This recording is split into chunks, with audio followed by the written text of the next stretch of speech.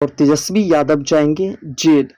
मनीष कश्यप ने पूरा खुलासा कर दिया है कि तेजस्वी यादव की होगी कुर्की जब्ती और तेजस्वी यादव जाएंगे जेल। तो दोस्तों समझने का प्रयास करेंगे कि आखिर तेजस्वी यादव की घर की कुर्की जब्ती कैसे होगी और किस मामले में होगी और कौन करवाएंगे, और दूसरा तेजस्वी यादव को जेल कौन भेजेगा। आखिर मनीष कश्यप के पास ऐसी कौन सी पावर मिल चुकी है जिसके बल पर मनीष कश्यप तेजस्वी यादव को जेल भेजेंगे। इस मुद्दा को भी समझने का प्रयास करेंगे। मनीष कश्यप के उस वीडियो क्लिप्स को आपने देख लिया जिसमें मनीष कश्यप ने ये चैलेंज किया है कि तेजस्वी यादव के घर की कुर्की जब्ती होगी। तो कैसे होगी इस वीडियो में समझने का प्रयास करेंगे। वीडियो में अंत तक जरूर बन रहेगा और चैनल पर नहीं तो चैनल को सब्सक्राइब जरूर कर लीजिएगा।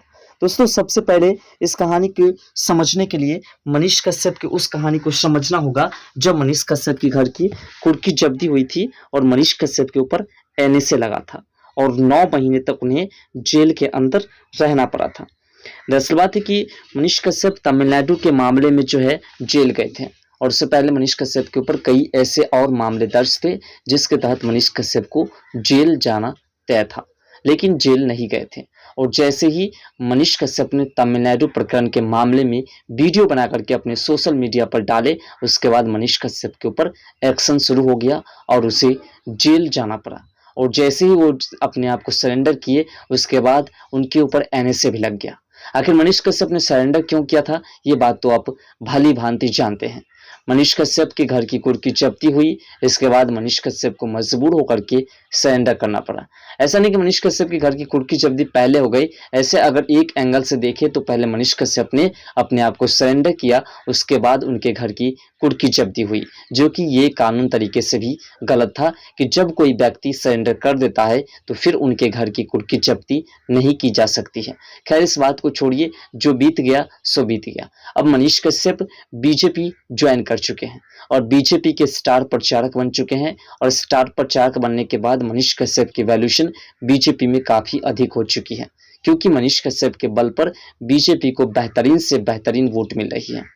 जिस क्षेत्र में जाए उस क्षेत्र में मनीष कश्यप के चेहरे को उतारा जाता है और जब मनीष कश्यप अपना भाषण देना शुरू करते हैं तो लोग मनीष कश्यप के भाषण को सुनने के लिए आते हैं और जब लोग मनीष कश्यप के भाषण को सुनते हैं तो फिर जो लोग भी मनीष कश्यप के भाषण को सुन लेते हैं और जो लोग बीजेपी से नाराज थे वो भी मनीष कश्यप के भाषण सुनने के बाद बीजेपी के समक्ष हो जाते हैं और बीजेपी को वोट देंगे, ऐसी उम्मीदें बन जाती है। यानी कुल मिलाकर के मनीष कश्यप बीजेपी के लिए एक बेहतर स्टार प्रचारक बन चुके हैं और बीजेपी को बेहतरीन से बेहतरीन वोट दिलवाने वाले कैंडिडेट बन चुके हैं।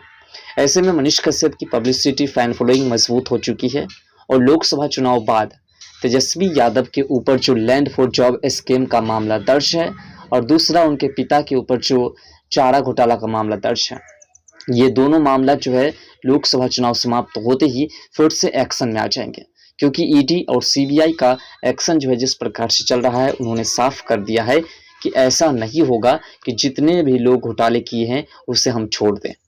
दिल्ली के CM, deputy CM, education minister, health minister समेत कई ऐसे मंत्री थे जिनको ईडी और सीबीआई द्वारा जो है गिरफ्तार किया गया। अरविंद केजरीवाल को अंतरिम जमानत मिली है जो कि अभी बाहर हैं। 1 जून को फिर से उन्हें गिरफ्तार कर लिया जाएगा। ऐसे ही कहानी अब बिहार के राजनीतिक में देखने को मिलेगी। इसी को लेकर के मनीष कश्यप ने एक नई राजनीतिक जाल बिछा दी है जिसके तहत तेजस्वी यादव को जल्द से जल्द जेल जाना और उसके घर की कुर्की जब्ती की प्रक्रिया आगे बढ़ सकती है। दरअसल बात है कि जैसे ही लोकसभा चुनाव खत्म होता है और लोकसभा चुनाव में बीजेपी सत्ता में आती है, उसके बाद फिर से ईडी और सीबीआई जिस प्रकार से अपनी कार्रवाई को गंभीरता से देख रहे थे उसी प्रकार से फिर से देखना शुरू कर देंगे। दरअसल बात है कि लोकसभा चुनाव में अगर किसी नेता को जेल के अंदर डाल देते हैं तो फिर उसे प्रचार प्रसार करने के लिए कोर्ट की तरफ से बरी कर दी जाती है, कुछ दिनों के लिए जमानत, अंतरिम जमानत दे दी जाती है। इसलिए सीबीआई और ईडी अभी किसी भी घोटालेबाज के ऊपर किसी भी तरीके से एक्शन नहीं कर रहे हैं। जैसे ही लोकसभा चुनाव खत्म होंगे उसके बाद तेजस्वी यादव के लैंड फॉर जॉब स्कीम का जो मामला है जिसके तहत उन्हें लगातार समन पर समन भेजी जा रही है, उसके तहत तेजस्वी यादव को फिर से पूछताछ के लिए बुलाया जाएगा। सिर्फ तेजस्वी यादव को नहीं बल्कि उनके परिवार के लगभग सभी लोग सदस्य जिन्होंने उस घोटाले में अपनी भूमिका निभाई है। दरअसल बात है कि 2004 से लेकर के 9 में जो लालू प्रसाद रेल मंत्री रहे, उस दौरान उन्होंने कई ऐसे लोग हैं जिनसे ज़मीन लिखवा करके और उसके बदले में उन्हें रेलवे में नौकरी दी थी। और वही मामला अब ईडी और सीबीआई के पास जब पहुंची है तो उसकी खोजबीन शुरू हो चुकी है, और जिसके तहत लालू प्रसाद, उसकी बेटी, उसके बेटे, उसके दामाद समेत कई ऐसे सदस्य हैं जिनका नाम पूरी तरह से स्पष्ट रूप से सामने आ चुका है। ऐसे में अब तेजस्वी यादव के कई ऐसे मकान हैं जिसकी कुर्की जब्ती होगी, ऐसे कई भूमि है जिस पर जो है अब गवर्नमेंट का कब्जा होगा, और उसके बाद ऐसे कई मामले हैं जिसके तहत तेजस्वी यादव को जेल जाना पड़ेगा। विधायक को खरीदने के मामले में भी जेल जाने की प्रक्रियाएं उसके ऊपर जो है चल रही है। साथ साथ लैंड फॉर जॉब स्कीम का मामला ये सबसे बड़ा मामला है जिसके तहत इनके परिवार के कई ऐसे सदस्य हैं जिनको जेल में भेजना है।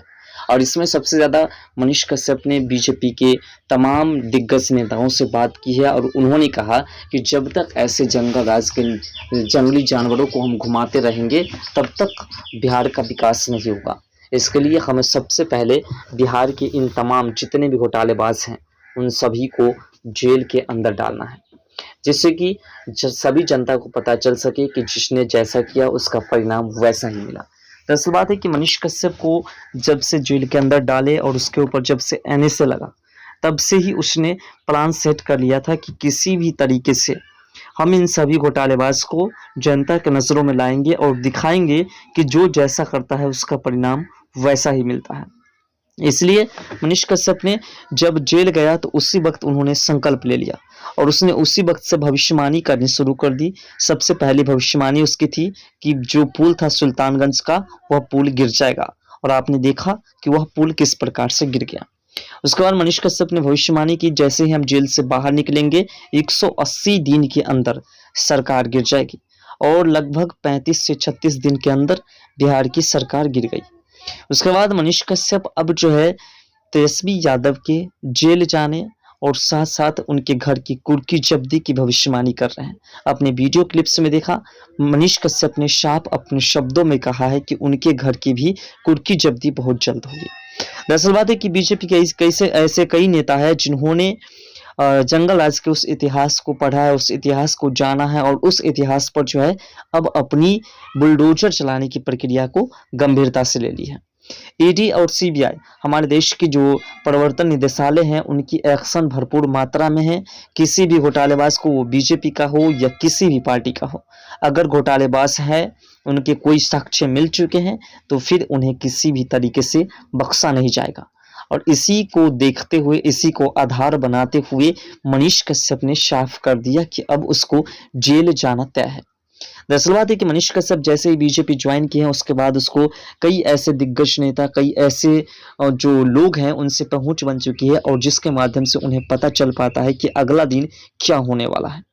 और उसी के आधार पर मनीष कश्यप ने भविष्यवाणी कर दी है कि तेजस्वी यादव और उनके परिवार के कई ऐसे सदस्य हैं जिनको जेल जाना पड़ेगा। और साथ साथ 2025 विधानसभा चुनाव से पहले सभी का, जितने भी लोगों ने अपना कर्म जैसा किया है, उसका परिणाम बिहार की राजनीति के लोग जो हैं उनको देखने को मिलने वाला है। कुल मिलाकर दोस्तों, मनीष कश्यप को निर्दोष होते हुए जेल के अंदर डाला गया, उसके घर की कुर्की जब्ती हुई, उसके ऊपर एनएसए लगा, और बाद में कोर्ट ने सभी को जो है पूरी तरह से खारिज कर दिया, यानी कि किसी भी मामले में वो गुनहगार नहीं थे। तो उसका बदला अब मनीष कश्यप बेहतरीन तरीके से लेने जा रहे हैं, और ईडी और सीबीआई जो हमारे देश की सबसे बड़ी जो जांच एजेंसी है, उनके द्वारा जो है अब गंभीरता से सभी घोटालेबाज की जांच की जा रही है, और इसमें बहुत जल्द एक्शन होने वाली है। और इसीलिए ये पूरे साक्ष्य के साथ, पूरे मजबूती के साथ, पूरे दावे के साथ मनीष कश्यप ने स्पष्ट कर दिया कि इनके घर की कुर्की जब्ती होगी और जेल भी जाएंगे। फिलहाल आपको क्या लगता है, ऐसा संभव है या नहीं? अपना राय कमेंट सेक्शन में